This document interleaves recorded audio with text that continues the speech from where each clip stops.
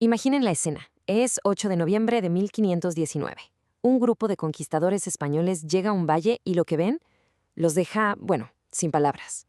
No es una aldea, no son unas cuantas casas. Es una metrópolis que brilla, que parece flotar sobre el agua. Uno de ellos, un soldado llamado Bernal Díaz del Castillo, solo pudo describirlo como si fuera un sueño. Y es que esa cita, de verdad, captura el shock, el asombro puro que sintieron. Piénsenlo. Para los europeos, acostumbrados a las ciudades de su época, esto era algo sacado de otro mundo, de una fantasía. Lo que estaban viendo era México Tenochtitlan, la imponente capital del Imperio Azteca. Y no hablamos de una ciudad pequeña. Estamos hablando de casi 300,000 habitantes. Para que nos hagamos una idea, era una de las metrópolis más grandes de todo el mundo en ese momento. Literalmente humillaba a la mayoría de las capitales europeas. Para entender de verdad la magnitud de lo que encontraron, hay que comparar. Vamos a poner a Tenochtitlan cara a cara con las ciudades europeas de esa misma época. Y van a ver que las diferencias son impresionantes. Primero, el tamaño. La diferencia es brutal. Como vemos aquí, Tenochtitlan tenía cerca de 300,000 habitantes. Y del otro lado, el Londres de Enrique VIII apenas llegaba a los 50,000. Tenochtitlan era una verdadera megalópolis frente a ciudades europeas que, en comparación, eran casi pueblos grandes. Pero la diferencia no era solo el tamaño. Hablemos de limpieza, porque aquí es donde la cosa se pone todavía más interesante. En Tenochtitlan, un ejército de 1,000 personas lavaba las calles todos los días. Mientras tanto, en ciudades como París o Madrid, lo normal era gritar «agua va» y lanzar todos los desechos por la ventana a la calle. Así, sin más. Y esta cultura de la limpieza llegaba hasta la cima del poder. Se dice que el mismísimo emperador Moctezuma se bañaba hasta 2 veces al día. ¿Y en Europa? Bueno, muchos reyes se jactaban de bañarse solo un par de veces al año. Creían que el agua era dañina y que abría los poros del cuerpo a todo tipo de enfermedades. 2 mundos, de verdad. Entonces, la pregunta es inevitable, ¿no? ¿Cómo demonios construyeron una ciudad de piedra tan masiva sobre el lodo de un lago? Pues la respuesta es simple, con una ingeniería que era sencillamente brillante. La solución para ese suelo inestable fue una genialidad. Imaginen esto, miles de estacas de madera de ahuehuete, que es súper resistente al agua, clavadas a gran profundidad en el fondo del lago. Luego rellenaban los huecos con tezontle, una roca volcánica muy ligera pero muy fuerte. El resultado era una base sólida, capaz de soportar pirámides enormes. Es, en esencia, el mismo principio que se usa hoy para construir rascacielos en terrenos complicados. Pero no solo construyeron sobre el agua, también crearon tierra a partir del agua.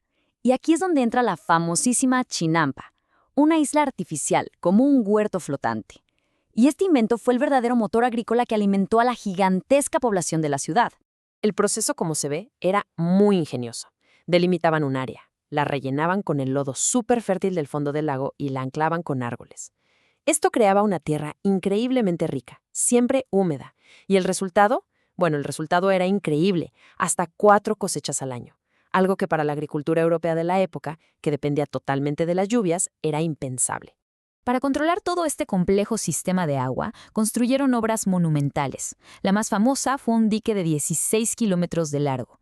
Esta maravilla no solo protegía a la ciudad de inundaciones, sino que también separaba el agua salada del lago de Texcoco del agua dulce que la ciudad necesitaba para vivir.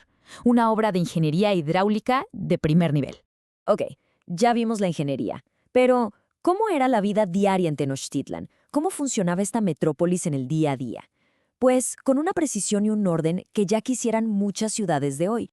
El corazón de la ciudad, sin duda, era el mercado de Tlatelolco. Cada día hasta 60,000 personas se reunían ahí. A ver, para que dimensionemos, es más gente que toda la población de Londres en esa época. Era un centro comercial y financiero enorme, con calles para cada producto, y hasta jueces que castigaban cualquier intento de fraude al momento. Y su visión de futuro era brillante. Por ejemplo, el acueducto de Chapultepec tenía 2 canales. Si uno se estaba limpiando, el otro seguía funcionando. Así nunca faltaba el agua potable. Tenían baños públicos en canoas. Y aquí viene lo mejor. Los desechos humanos no se tiraban al lago. Estaba prohibido. Se recolectaban y se vendían como fertilizante. Era un sistema de reciclaje perfecto. Un modelo de ciudad sostenible siglos antes de que se inventara la palabra. Tenochtitlan era un paraíso de orden, abundancia y limpieza. Pero en 1521, esta joya de la humanidad se enfrentaría a su apocalipsis. Y lo más trágico de todo es que su mayor fortaleza, su ubicación en el lago, se iba a convertir en su trampa mortal. Hernán Cortés fue muy astuto. Entendió que no podía tomar la ciudad a la fuerza, así que usó su propia geografía en su contra. En mayo de 1521, lo primero que hizo fue cortar el acueducto, dejando a la ciudad sin agua potable. En junio, sus barcos bloquearon cualquier entrada de alimentos. Y para agosto, después de meses de asedio, de sed, de hambre y de enfermedades, la magnífica Tenochtitlan finalmente cayó. La caída de Tenochtitlan no solo fue el fin de una ciudad, también fue el comienzo de un problema ecológico que, increíblemente, persiste hasta el día de hoy. El problema fue, en el fondo, un choque de mentalidades. Los españoles no entendieron o no quisieron entender el delicado equilibrio que los aztecas habían logrado con el agua. En lugar de adaptarse a ella, decidieron luchar en su contra. Destruyeron los diques, los canales, y comenzaron a drenar el lago para construir encima su nueva ciudad, una al estilo europeo. El resultado es que la actual Ciudad de México, construida sobre el lecho de ese lago drenado, se hunde. Y no poco. En algunas zonas se hunde hasta 50 centímetros por año, un problema que irónicamente los aztecas ya habían resuelto siglos antes. La historia de Tenochtitlan nos obliga a hacernos esta pregunta. Era una metrópolis que nos enseña que a veces las soluciones más inteligentes no consisten en dominar la naturaleza, sino en aprender a vivir en armonía con ella. Una lección que quizás hoy es más importante que nunca.